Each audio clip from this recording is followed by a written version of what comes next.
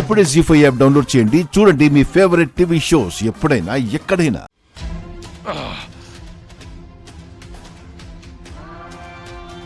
ఆ దెబ్బలు మర్చిపోవడానికి మంటను పెంచుకున్నట్టుంది నాన్న.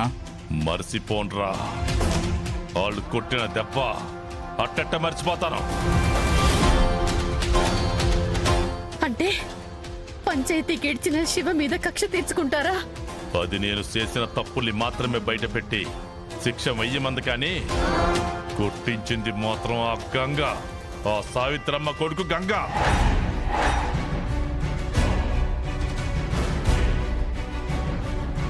చిన్నప్పుడు చెప్పుతో గుండెల మీద కొట్టినాడు.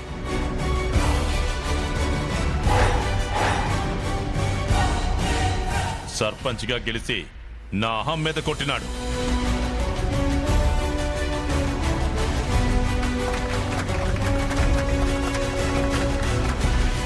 ఇప్పుడు కొరడాతో కొట్టించినాడు. వదలా వదలా వాణ్ణి వదలా వాణ్ణి వదలా వాణ్ణి వదలా.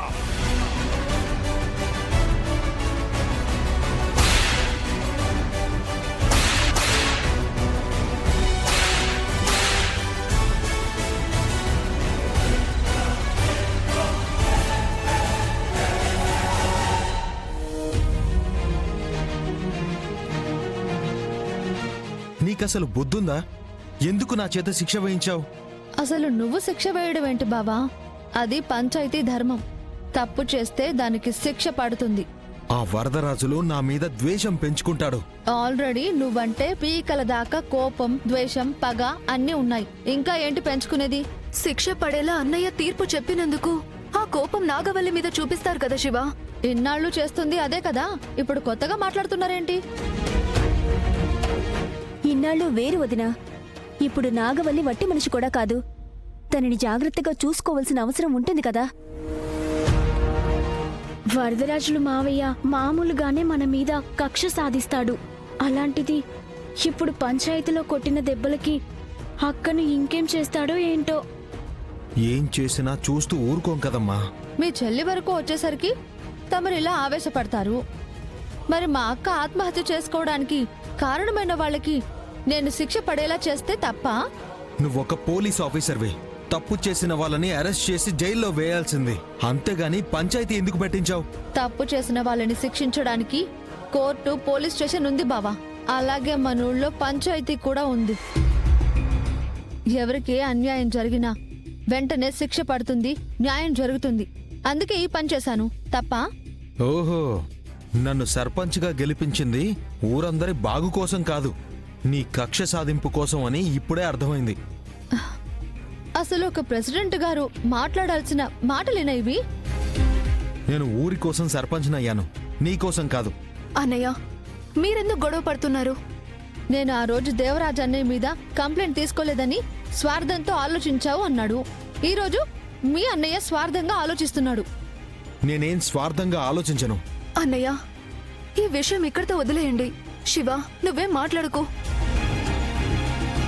అయినా తప్పు చేసిన వాళ్ళకి శిక్ష పడితే తప్పేం లేదు కదక్కా.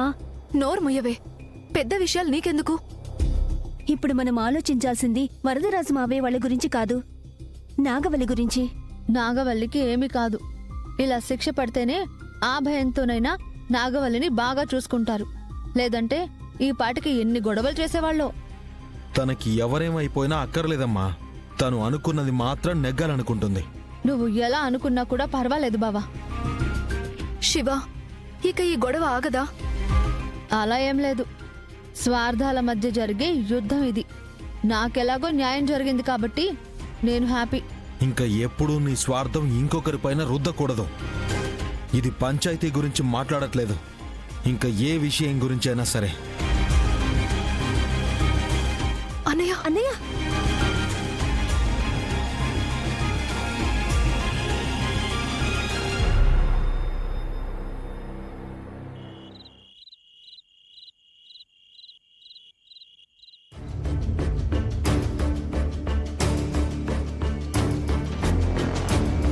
ఇప్పుడు నీకు సంతోషంగా ఉందా? దేనికి? నా కడుపులో నీ బిడ్డ పెరుగుతున్నందుకా? నేను మాట్లాడుతుంది నా బిడ్డ గురించి కాదు, మా నాన్న గురించి. ఎందుకు బావా మాట్లాడుకోవడం, అనవసరంగా టైం వేస్ట్. మా నాన్నని మీ అన్నయ్య కొరడా దెబ్బలు కొట్టించాడు. మా నాన్న అవమానం భరించలేకపోతున్నాడు తెలుసా? నువ్వేం కంగారు పడకు బావా, తొందరపడి ఆత్మహత్య చేసుకునే రకమైతే కాదు కదా మావయ్య.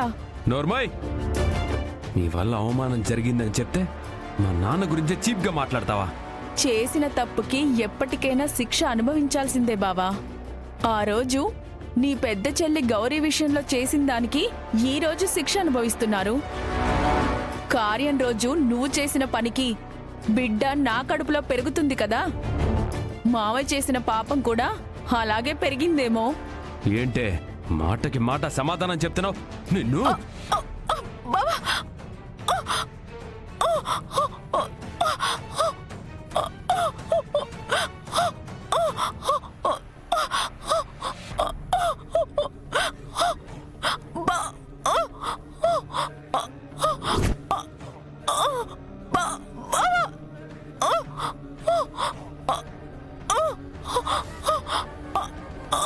దేవా దేవా రే వదలరా, వదలు వదలు రే, అది నీ బిడ్డని కడుపులో మోస్తుంది. దానికి నువ్వు దాన్ని నెత్తి మీద పెట్టుకొని పూజించాల్సింది పోయి గొంతు నొక్కుతావేంట్రా? వాళ్ళ అన్నయ్య తీర్పు చెప్పి నా గుండెల మీద కొట్టాడు. ఆ బాధను ఎవరితో చెప్పుకోవాలి? ఇందాకే నాతో చెప్పుకున్నారు కదా, ఒక్కగానొక్క అక్కని కోల్పోయిన బాధలో శివ చేసిన పనికి ఆ కోపం నాగవల్లి మీద చూపిస్తారా? అసలు దీని కడుపులో బిడ్డ పడిన రోజే మా నాన్నకి కొరడా దెబ్బలు పడ్డాయి. అసలు ఆ బిడ్డ వద్దు, దీని మొహం కూడా నాకు చూపించొద్దు. అలా అంటావేంట్రా? నీ నెత్తురు తన కడుపులో మోస్తుందన్న కనికరం కూడా లేదా నీకు? నెత్తురు అబ్బోడిదైనా పోలికలు మేనమామయ్య వస్తాయేమో. అబ్బోడు చెప్పినట్టు ఆ బిడ్డ మాకొద్దు.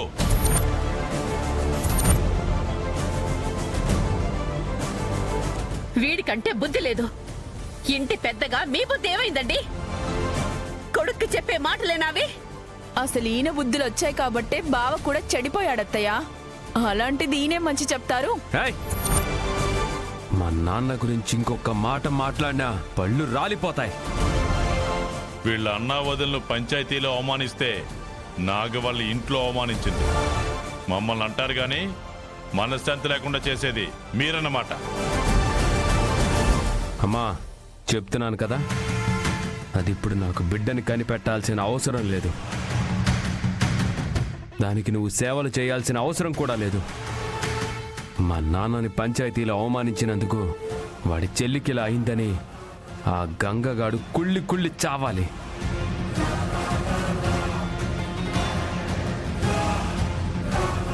అబ్బోడు చెప్పాడు కదా చావాలి అని. నువ్వు బతికించాలని చూడొద్దు తిరుపతి.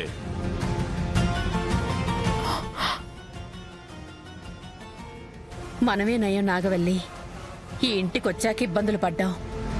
నీ కడుపులో పెరుగుతున్న బిడ్డకు అప్పుడే కష్టాలు మొదలయ్యాయనిపిస్తుంది.